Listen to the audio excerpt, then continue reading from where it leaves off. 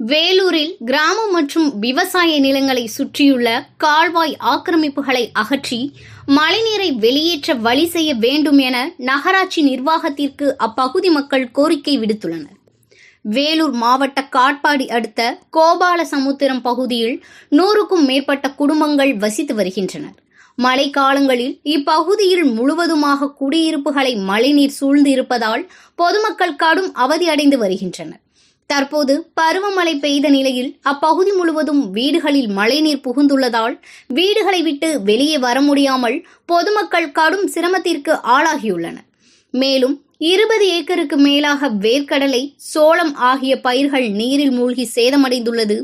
எனவே விவசாய நிலங்களை சுற்றியுள்ள கால்வாய் ஆக்கிரமிப்புகளை அகற்றி மழைநீரை வெளியேற்ற நகராட்சி நிர்வாகம் வழி செய்ய வேண்டும் என கால்வாய் ஆக்கிரமிப்புகளை அகற்றிய உடனடியாக இப்பகுதியிலிருந்து தண்ணீரை வெளியேற்ற வேண்டும் என கோரிக்கை விடுத்துள்ளனர்.